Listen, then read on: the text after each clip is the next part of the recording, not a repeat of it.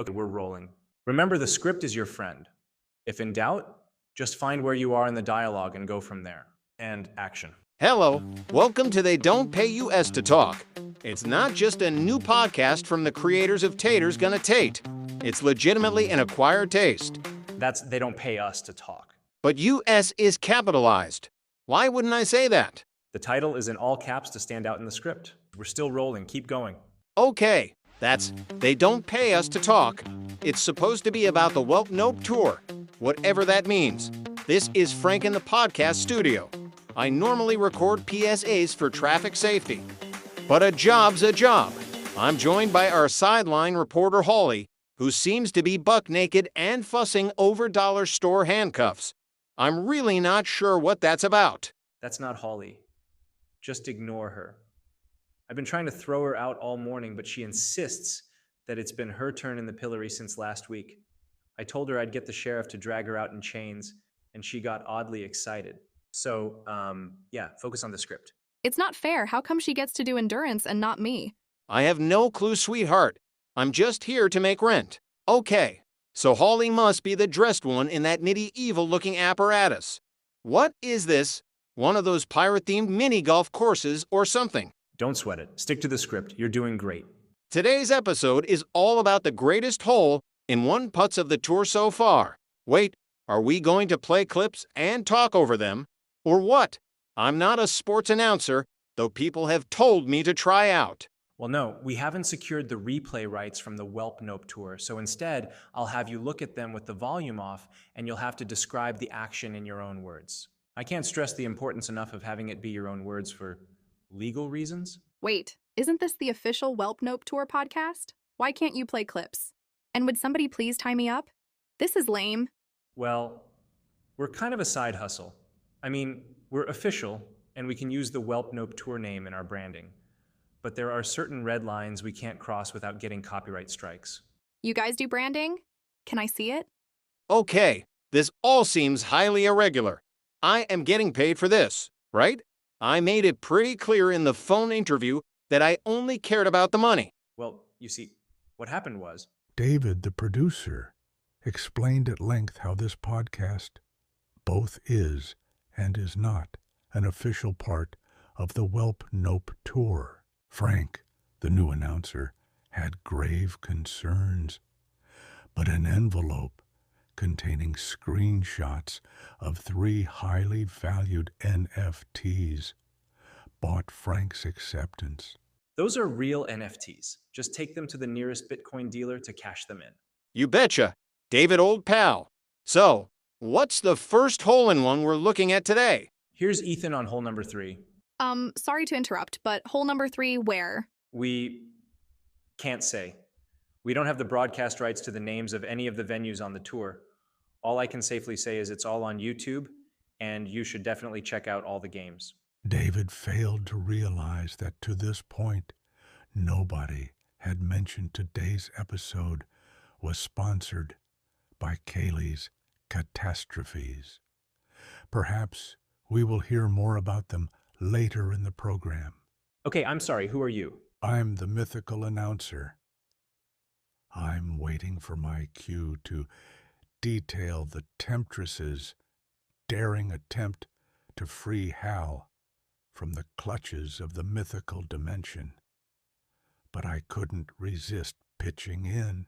Also, sweetheart, that's a shoelace knot. David, why not give her what she wants? Thanks to Jamie's insistence on tormenting your sideline reporter, you have no shortage of infernal delights. Don't let them go to waste. Okay, I don't recall telling you how to do your job. And what cue? We're talking holes in one here. Go ahead, Frank. Page 6, middle of the page. Okay, hole number 3. Ethan steps up to putt. I assume he's that tall guy with the old man sunglasses on. He looks out at the hole, then fusses around with his sling bag. Hasn't this guy heard of a wallet? Okay, here's the putt. Jamie shows blitz. Harris takes the ball to the 10, the 20, the 30, and he's run out of bounds at the 34-yard line. That will bring up second down. Frank, this was a hole-in-one. That was a lot of football jargon. And who is Harris? Hey, you said, and I quote, to use my own words. Can they be about what actually happened? Let's cue up hole 17. I've got this. This is a water hazard hole. Slight dogleg left around some rocks will put it close to the hole, but too much heat on it and the ball is going in the drink. Jamie sets the ball down, then kicks it the other way. She uses her putter to try to wrangle the ball onto the starting tee. Now she dropped her water bottle and her sunglasses. That's a cool shirt, though. Did she get it at taters-shop.printify.me? Holy cow, this naked lady is a natural. Yeah, why weren't we informed you called mini golf games? We could have saved ourselves some major headaches. Also, I really wish Ethan would edit the games much tighter. Oh, I don't call games. I've just been watching the Welp Nope tour all week while waiting for this chick to stop hogging up the pillory. Anyway, Jamie steps up to putt now. For real, it looks like. Here goes the putt. It's a wild swing over the rocks and off a fence post. Ethan and Jamie are having a laugh. Then there goes her ball, just tipping into the hole. Ethan just shouted, "True ramp," whatever that means. It means Lady Godiva's in, Frank's out. Welcome aboard. I see you're already up to speed on the employee handbook and that there isn't one, and if you're some sort of crazy masochist, you'll advance up the ranks pretty quickly, I'd say. This is an outrage. Here, I'll take my clothes off, if that's what it takes to get paid. You've got your NFTs. Hit the bricks, pal. Okay, fine. Don't call me again unless you're really desperate. I can't turn away desperation. Fine, noted. HOLL-E, I'm letting you out of the pillory. Godiva's in. I like my people to be comfortable. I consent. As a side note, consent doesn't get talked about on this show, but Holly's passive acceptance of her lot in life is not the same thing as hard and fast verbal and/or written consent. If you or someone you know is in a toxic workplace that doesn't lock you up in the pillory after literally a week of begging for it, you may need professional assistance. And that's one to grow on. Ooh, much better. I'm so aware of my butt. Ignore your butt and focus on this next hole-in-one. This is fantastic. This is the most on topic we've been in 7 episodes. I consent if anyone wants to do things to me. Just throwing that out there. Calling the next hole-in-one will do just fine, kid. Sure. Okay. Let's see. My hair is in my eyes, but I think Ethan is talking about Nathan's shade conditioning. With that, Holly punched a hole in the wall and made haste to the mythical dimension. Meanwhile, in the mythical dimension. Wow, T2, it never gets old playing Big Boggle with you. Tosh and pish. How sweetie. I've got a 10-letter word. You do? That's incredible. What is it? Engagement? It's got a ring to it, wouldn't you say? There's nothing on your ring finger, T2. I'm not sure what I'm supposed to be looking at. But just mere yards away, Hal and his ravishing sweetheart were observed by the evil temptress from the mythical realm.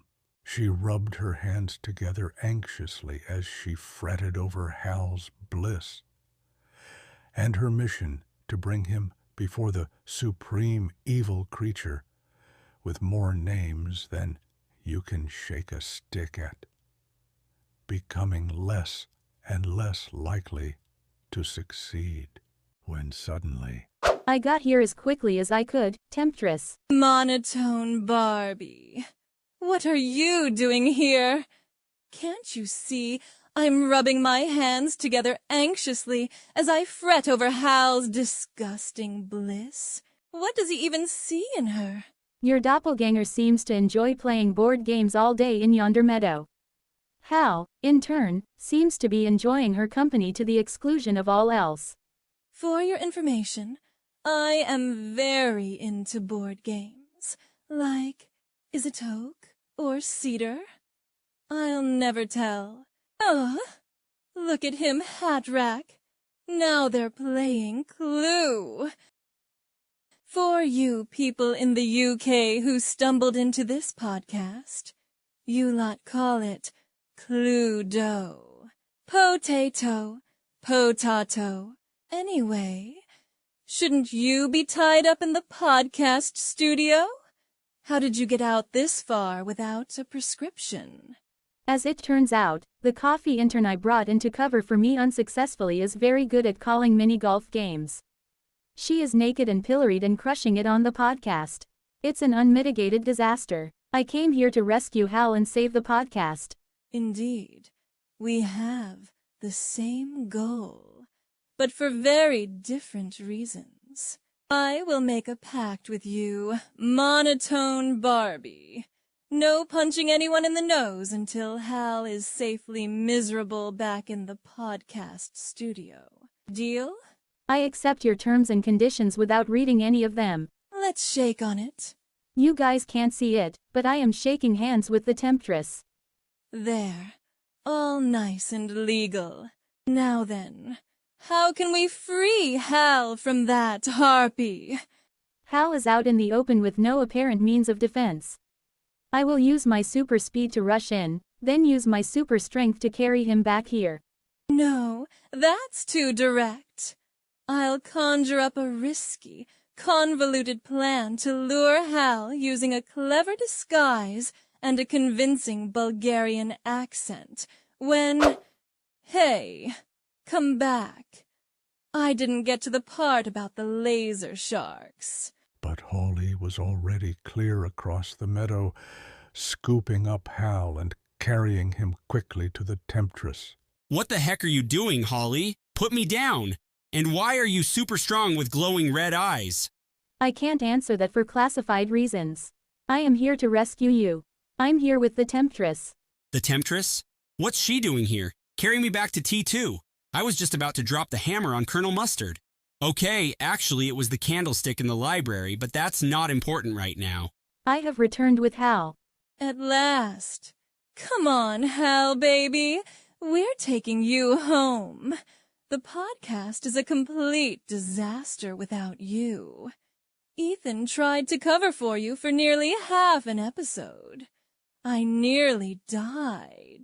You did? Died of what? Wait, why only half an episode? What happened to the other half?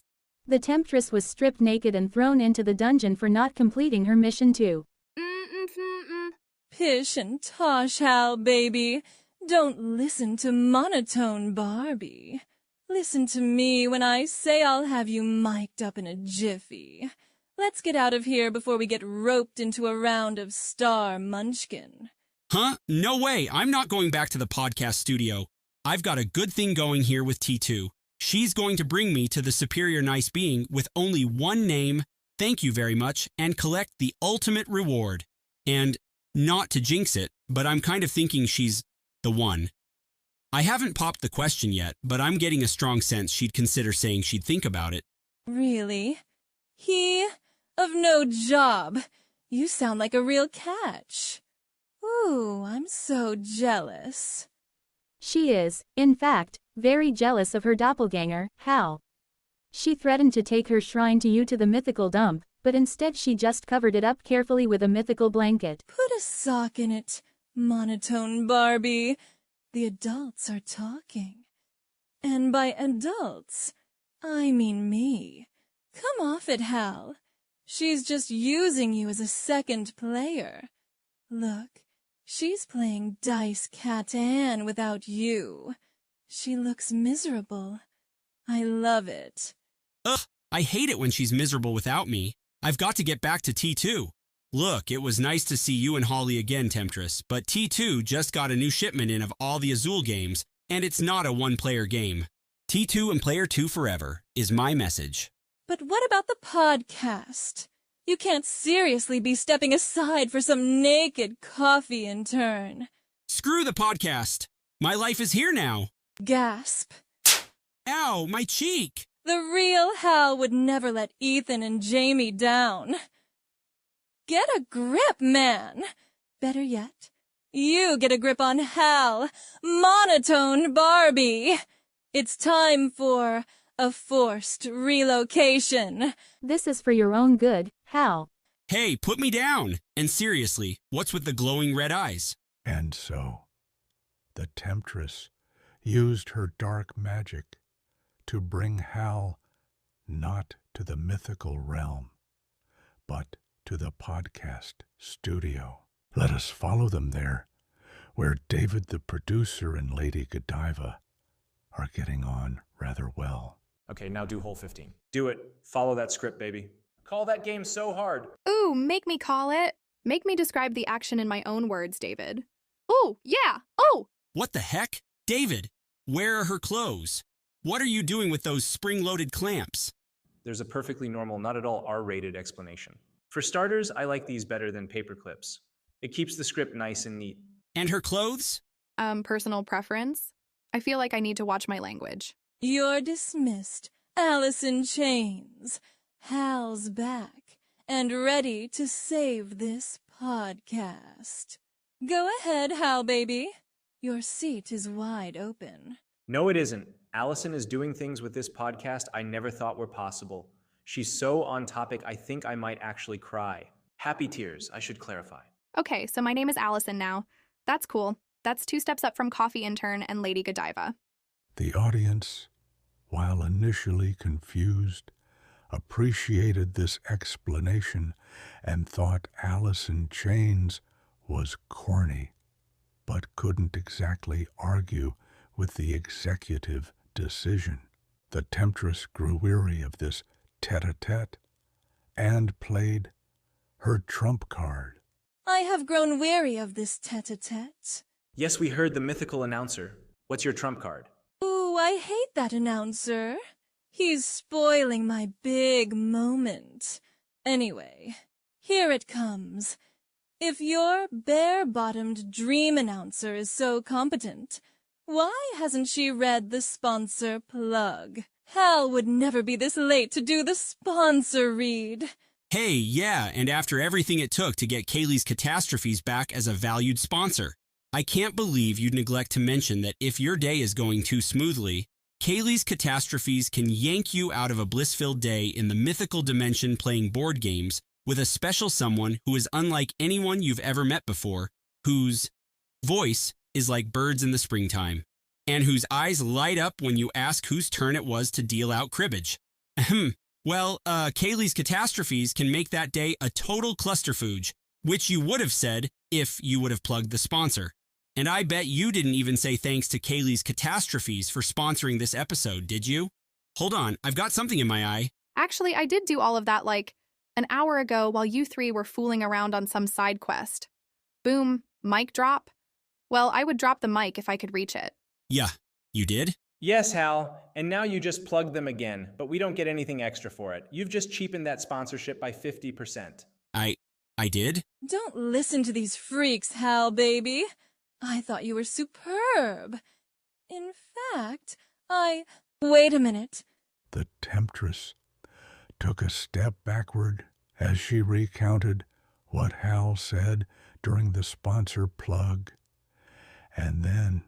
Knock it off, mythical announcer. This is my dramatic reveal, and I won't let you step on it. Fine, have it your way. Anyway, like no one you've met before? A voice like birds in springtime?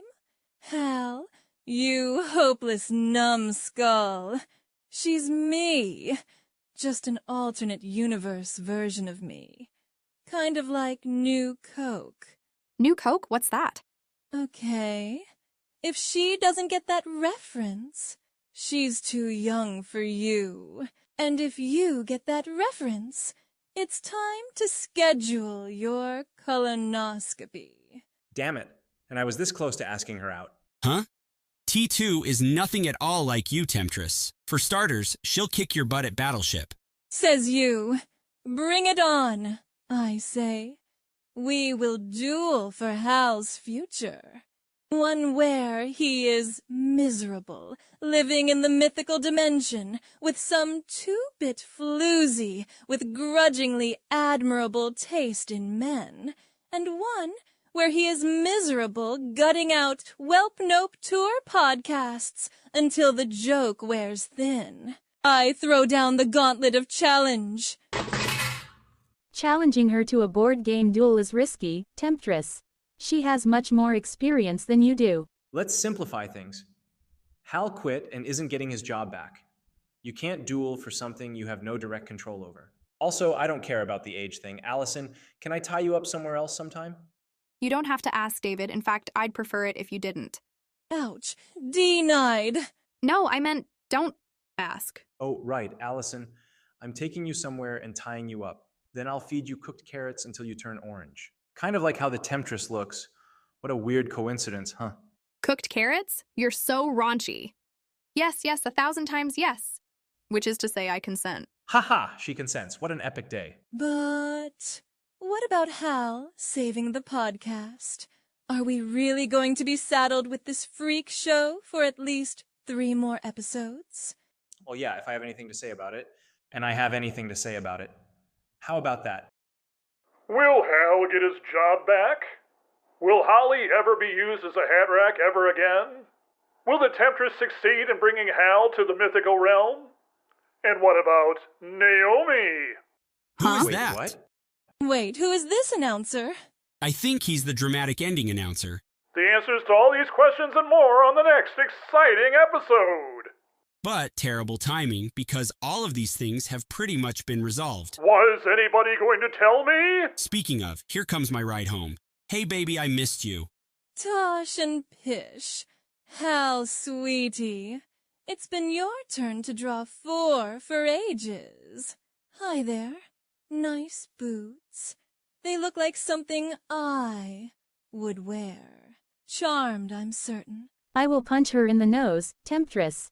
That might slow her down so you can take Hal home with you to the mythical realm. Save it for next week. Monotone Barbie. We are plumb out of time today. Like and subscribe, sweeties. Au revoir. Okay, but I get to stay in the pillory, right? It's so comfy. You'll go where I put you. What a perfect workplace. I was made for this. Let's call that a win. Let's call that a win. Can we call that a win? I call that a win. Yeah, let's call that a win. How about this? No!